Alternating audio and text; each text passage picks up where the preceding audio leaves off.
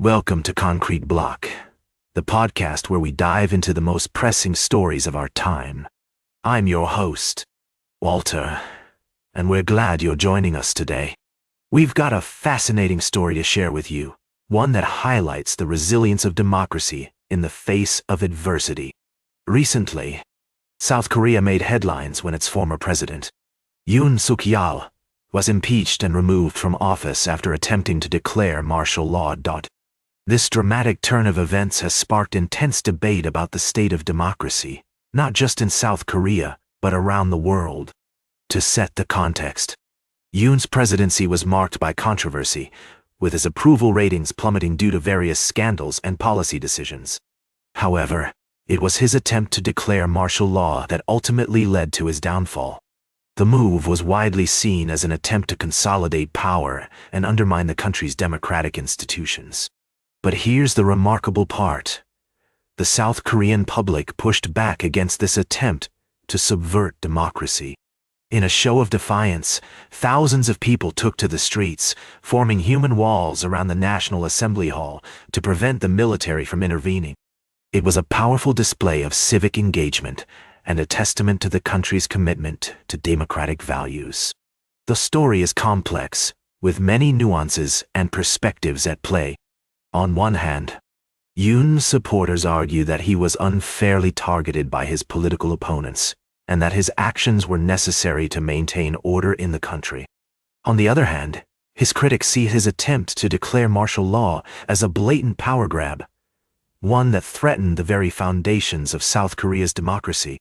As we explore this story further, we'll be examining the implications of these events, not just for South Korea, but for democracies around the world. We'll be talking to experts and analysts to get their take on what this means for the future of democratic governance.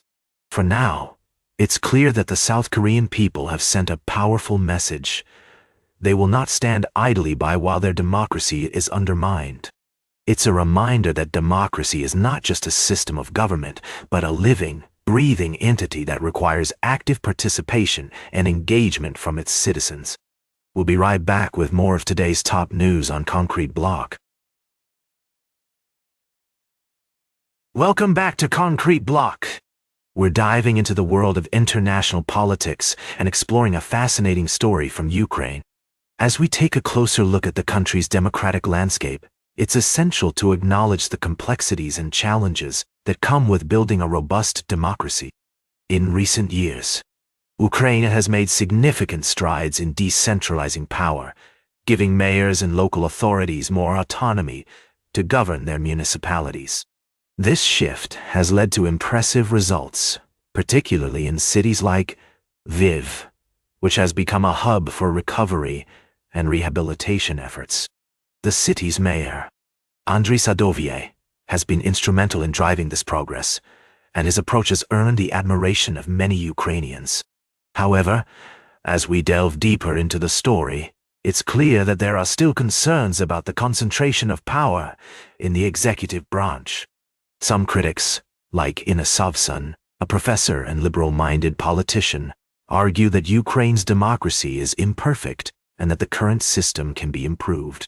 These voices highlight the importance of continued reform and the need for greater transparency and accountability. One notable aspect of Ukraine's democratic framework is the use of e-petitions, which allows citizens to collectively appeal to the government on various issues. This digital platform has been instrumental in promoting citizen engagement and has led to some significant victories, such as the reopening of registries and reporting on public spending. As we examine the situation in Ukraine, it's crucial to recognize that the country is still grappling with the aftermath of Russia's invasion and the ongoing conflict. Despite these challenges, Ukrainians remain committed to their democratic values and are working tirelessly to build a more just and equitable society. In conclusion, Ukraine's story serves as a powerful reminder that democracy is a continuous work in progress. While there are certainly areas for improvement, the country's progress and resilience in the face of adversity are truly inspiring. As we continue to follow this story, it's essential to approach it with nuance and empathy, acknowledging both the successes and the challenges that lie ahead. Stay tuned for our final story of the day, right here on Concrete Block. Welcome back to Concrete Block. We're coming to the end of today's show, and we've got a lot to unpack from the Middle East. Let's dive right in. We've been following the developments in Syria, where Islamist rebels have toppled Bashar al-Assad, and a new leadership is taking shape. This has led to a significant shift in the region's dynamics, with neighboring countries like Lebanon navigating their relationships with the new Syrian government. Just recently, Lebanese Prime Minister Nawaf Salam met with Syrian leader Ahmed al-Sharaa in Damascus to discuss border demarcation, security coordination, and economic cooperation. The two leaders agreed to work together on these issues, which is a positive step towards stabilizing the region. However, there are still many challenges ahead. The fate of missing and detained Lebanese people in Syria remains a contentious issue, with Lebanon claiming that over 700 of its citizens were detained in Syrian prisons during the Assad regime.